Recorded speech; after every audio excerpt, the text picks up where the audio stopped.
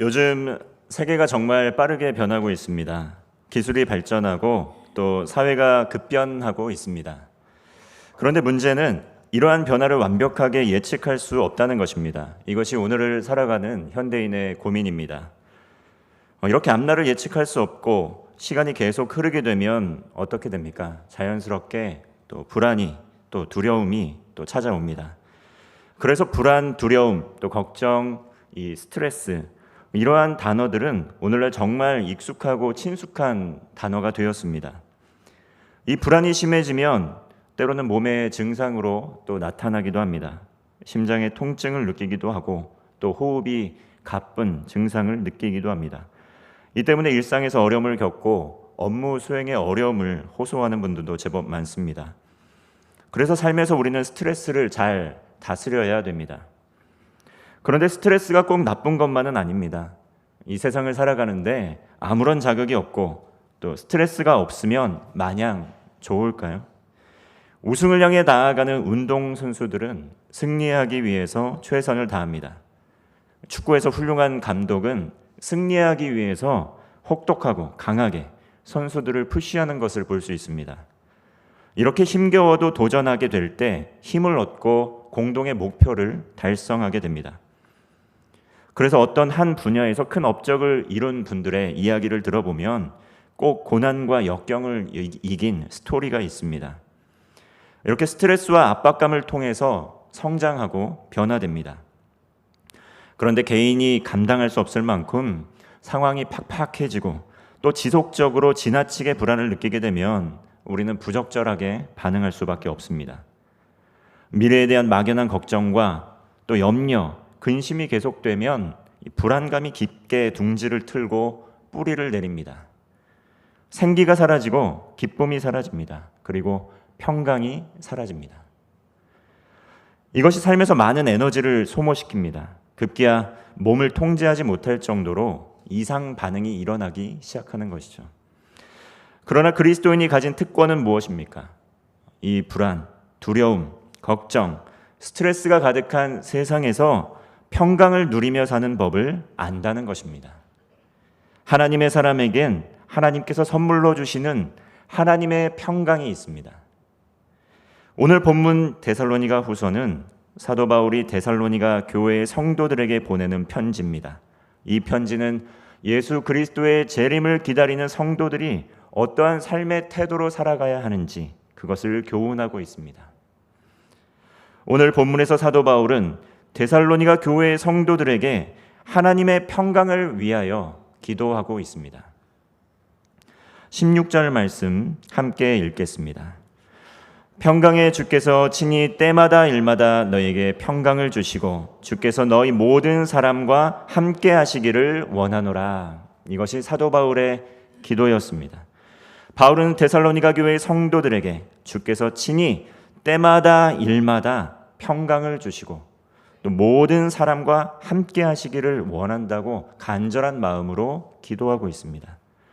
일반적으로 평강은 평온함, 고요함, 또 풍성함, 만족함, 이 모든 것이 계획대로 잘 진행되고 있을 때 느끼는 그러한 감정입니다. 그런데 진정한 평강은 오직 하나님께서만 주실 수 있는 선물입니다. 하나님의 평강은 이 평온함과 고요함과 만족감을 더욱 풍요롭게 합니다. 누구나 불안을 느끼면 평안함, 평온함을 갈망합니다. 그렇게 인생의 시련, 역경을 거치면서 깊은 불안과 염려의 시기, 근심 속에 있다가 하나님을 만나게 되는 분들이 참 많습니다. 하나님을 만나면 하나님께서 주시는 그러한 내적인 평온함과 고요함과 만족함, 그러한 풍성함이 있습니다. 그래서 상황이 변하는 것은 없는데, 상황이 나아진 것은 전혀 없는데 자유로워지고 더욱 기뻐하는 분들이 있습니다. 이러한 것이 하나님께서 주시는 그 하나님의 평강입니다. 그런데 세상에는 일시적으로 평온함을 주는 수단이 참 많습니다. 오늘날 더더욱 그렇습니다. 즉각적으로 평안을 느끼게 하는 약품들도 있고 때로는 술이, 또 잠이, 또 여행이, 가지고 있는 넉넉한 재산이 우리에게 평안함을 줍니다. 때로는 나에게 달콤한 사랑을 속삭이는 연인이, 또 이웃이, 또 친구가, 때로는 배우자가 그러한 안정감을 줍니다. 이렇게 안정감을 주는 것들의 공통점 무엇입니까? 일시적이라는 것입니다. 그때뿐입니다. 이렇게 주어지는 평안함은 상황이 변하면 어떻습니까? 쉽게 사라집니다. 영원하지 않다는 것입니다. 이러한 평안함이 하나님께서 주시는 진정한 평강을 갈망하지 못하게 하고 누리지도 못하게 합니다. 오늘 사도 바울이 본문에서 말하는 평강, 이것은 하나님께서 주시는 평강입니다. 하나님께서 강권적으로 주시는 평강을 말하고 있습니다. 이 평강은 일시적이지 않습니다. 그리고 지금의 현 상황이나 지금의 환경과도 특별한 관련이 없습니다. 하나님께서 주시는 참 평강은 사람이나 물질이 주는 평안과 본질적으로 다릅니다. 세상의 평안은 일시적이지만 하나님의 평강은 영원합니다. 사랑하는 남녀가 만나서 콩깍지가 씌우면 서로 모든 것을 다 이해해 줄 수 있을 것이라는 믿음이 있습니다. 어떤 시련이 와도 믿고 함께 할 수 있을 것이라고 그렇게 믿습니다. 주례사도 그렇게 이야기를 하고 다 동의를 합니다. 물론 그런 믿음이 있어야 우리는 결혼할 수 있습니다. 그런데 세월이 흐르면 어떻습니까? 갈등이 생기면 어떻습니까? 점차 환상이 사라집니다. 오히려 상대방 때문에 더 삶의 질이 떨어지고 불안해지고 더 힘겨워하기도 합니다. 이처럼 사람이 줄 수 있는 평안 어떻습니까? 영원하지 않습니다. 이 사실을 빨리 깨달으면 깨달을수록 더 나은 관계를 맺을 수 있습니다. 우리 모두 하나님 앞에 연약한 존재라는 것입니다. 어떻게 이럴 수 있어? 인간은 그럴 수 있다는 것입니다. 실패하고 실망합니다. 이처럼 사람이 주는 평강은 일시적입니다. 영원하지 않습니다. 그런 하나님의 평강은 어떻습니까? 하나님의 평강은 영원합니다. 그리고 하나님의 평강은 무조건적입니다. 상황에 따라 변하는 것이 아닙니다. 이것은 영적 차원의 한 단계 더 높은 평강입니다. 우리 각 사람을 향한 하나님의 사랑을 깊이 깨닫고 우리 역시 그 사랑을 깊이 체감할 때 우리는 참된 평강을 누릴 수가 있습니다. 오늘 사도 바울은 이렇게 기도합니다. 때마다 일마다 전능하신 하나님께서 평강 주시기를 기도하고 있습니다. 사도 바울은 기도합니다. 때마다 일마다 하나님께서 항상 함께 하시기를 기도하고 있습니다. 사도 바울의 기도처럼 하나님께서 평강을 주시고 언제나 어디서나 변함없이 동행하신다는 그러한 믿음의 사람들에게는 하나님의 평강이 있습니다. 신학생 시절에 가까운 곳에 서울 어린이 대공원이 있었습니다. 아들을 데리고 자주 방문을 했는데 그곳에는 제법 동물들이 많이 있습니다. 유리를 사이에 두고 아주 가까운 데서 호랑이를 볼 수 있었습니다. 두꺼운 유리가 있어도 호랑이를 보면 좀 겁이 나고 무섭습니다. 그래도 아주 가까이에서 호랑이를 관람할 수 있는 이유는 무엇입니까? 저와 호랑이 사이에 놓여 있는 그 유리벽이 두껍고 튼튼하기 때문입니다. 그렇기 때문에 저는 절대로 호랑이가 저를 해칠 수 없다는 것을 잘 알고 있습니다. 그래서 무서워도 바로 눈앞에서 호랑이를 두 눈을 뜨고 볼 수 있는 것입니다. 마찬가지로 하나님과 우리 사이에는 영원한 보호막이 있습니다. 그 어떤 대적의 공격도 막을 수 있는 방패가 있습니다. 이 세상의 어떤 것도 그 누구도 예수님을 믿고 영원한 생명을 얻은 그리스도인의 생명을 해할 수 있는 존재는 이 세상에 없습니다. 로마서 8장 38절과 39절은 이렇게 말씀합니다. 내가 확신하노니 사망이나 생명이나 천사들이나 권세자들이나 현재일이나 장래일이나 능력이나 높음이나 깊음이나 다른 어떤 피조물이라도 우리를 우리 주 예수 그리스도 안에 있는 하나님의 사랑에서 끊을 수 없으리라. 건강이 악화될 때 우리는 죽음이라는 그러한 두려움을 마주하게 됩니다. 불안하고 두렵습니다. 그런데 오늘 본문에서는 그 죽음도 하나님의 사랑에서 끊을 수 없다 말씀합니다. 그리고 어떠한 권세자도 하나님의 사랑에서 끊을 수 없다, 이렇게 약속하십니다.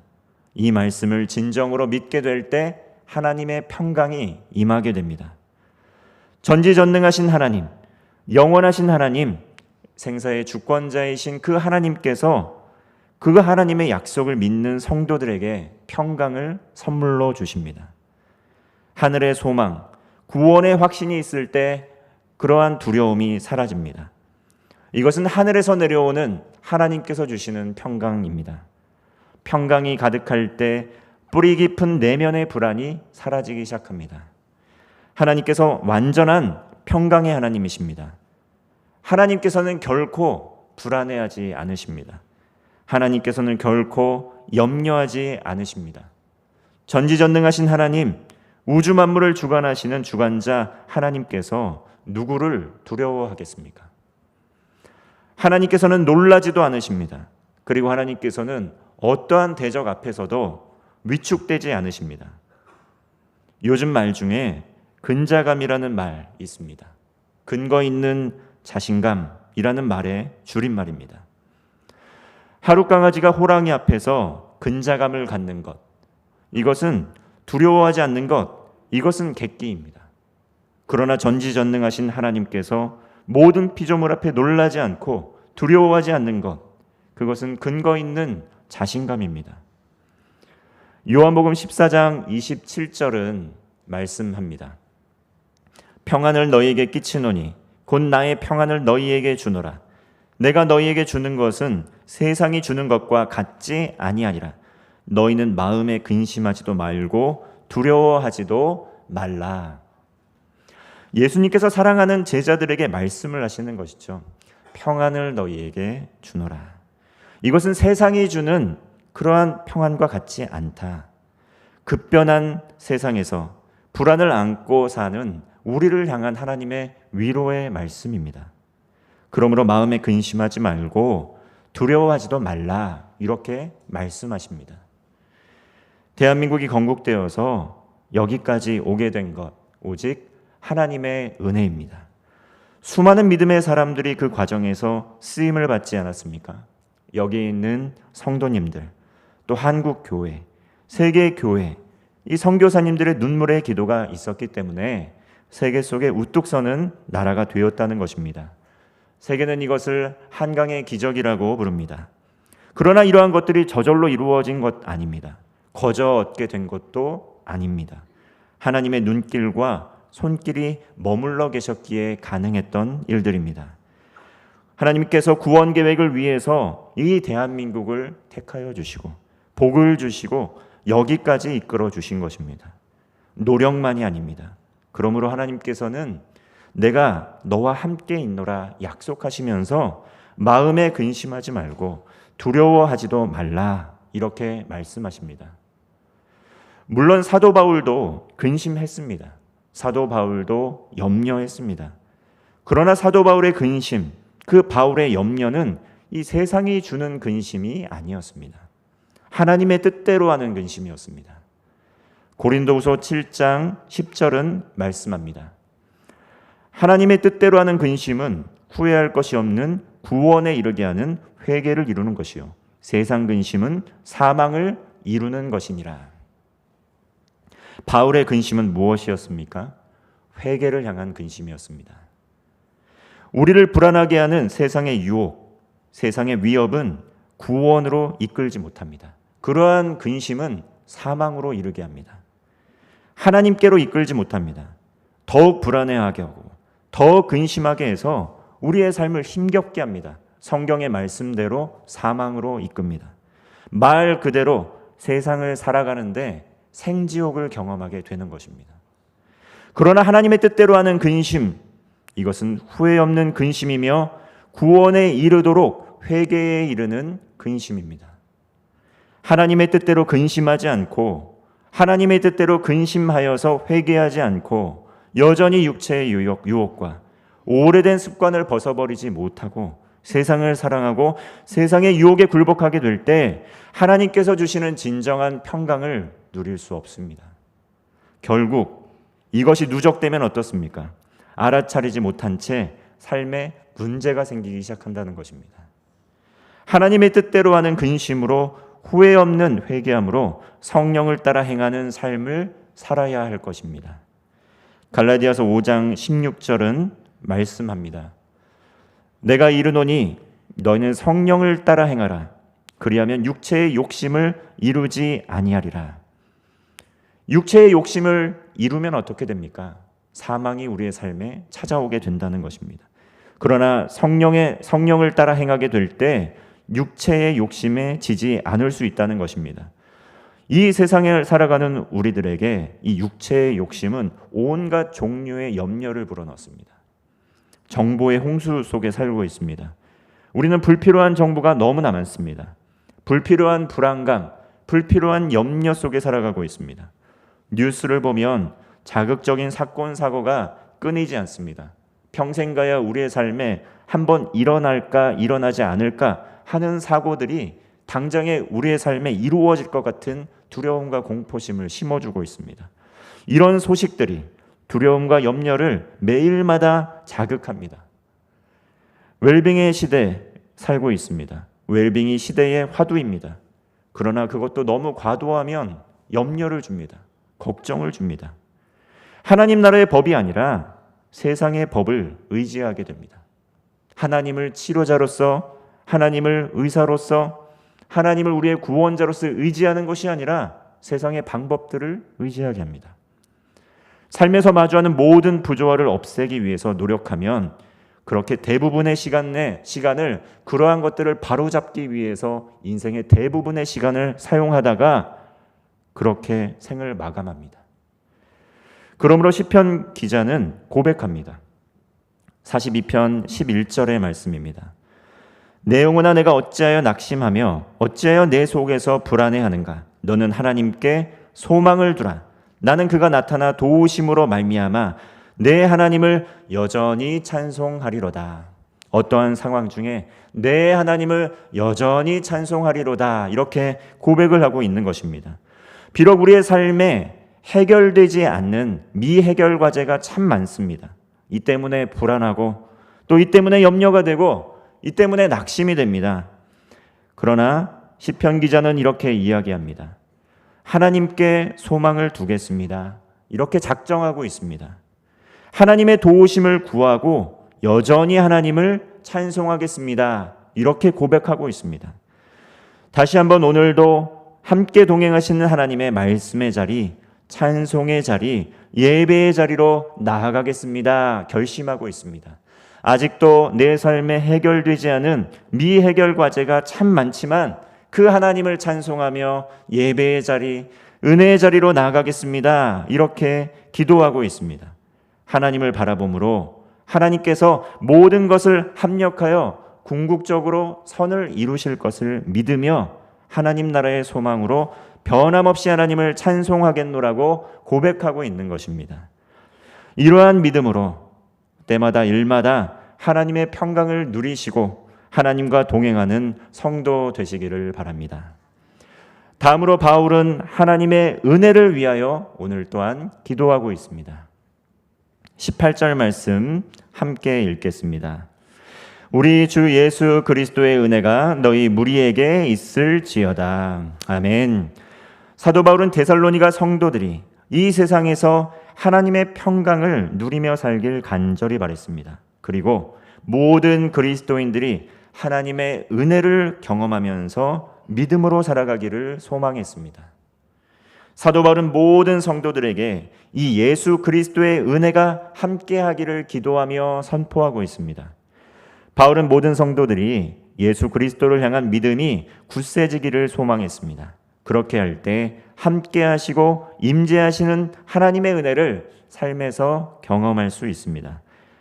은혜는 받을 자격이 없는 사람에게 주어지는 하나님의 사랑입니다. 하나님의 긍휼입니다. 우리가 하나님께 구원받기 위해서 했던 일들이 무엇이 있습니까? 하나님께 부름받기 위해서 선택된 존재가 되기 위해서 우리가 무엇을 했습니까? 그리고 하나님께서 죄로 인해 죽을 수밖에 없는 우리 각 사람을 선택하시고 왕 같은 제사장을 삼아 주셨는데 그것을 위해 우리가 무엇을 했습니까? 거룩한 나라와 하나님의 소유로 삼아주셨는데 그것을 위하여 우리가 무엇을 했습니까? 우리의 행위 때문도 아니요, 우리의 노력 때문도 아니고 오직 하나님의 은혜로 구원을 받았습니다.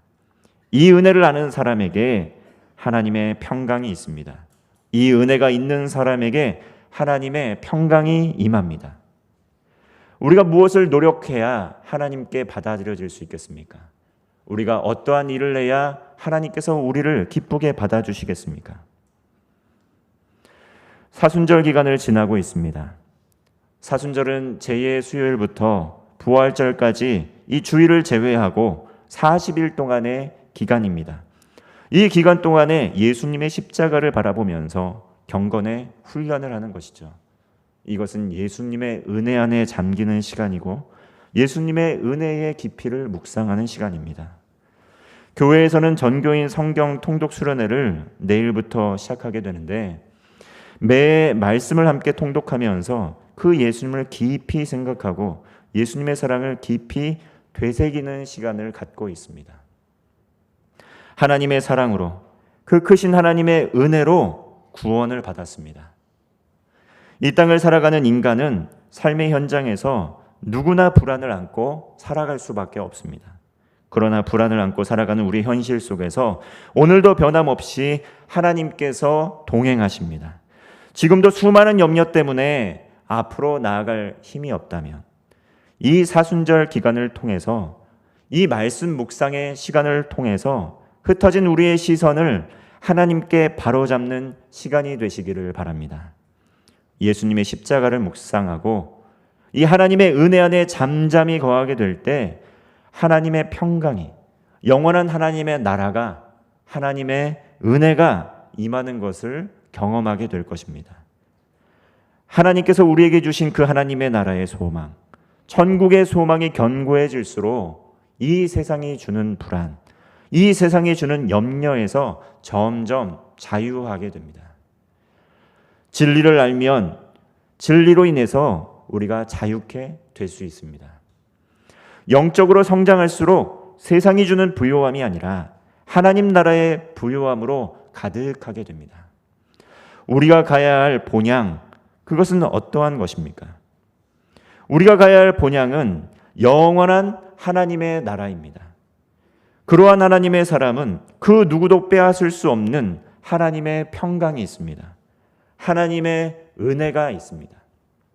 지금도 늦지 않았습니다. 하나님을 신뢰하고 그 하나님의 은혜와 그 하나님의 평강의 삶으로 나아가시기를 바랍니다.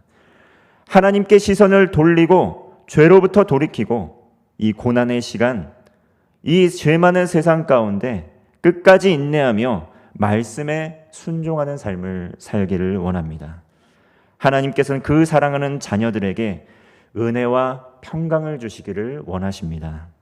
하나님을 전적으로 믿고 따르는 삶, 그것이 이 세상이 주는 불안에 압도되지 않고 어떠한 상황 중에도 하나님께서 주시는 평강을 누리는 삶입니다.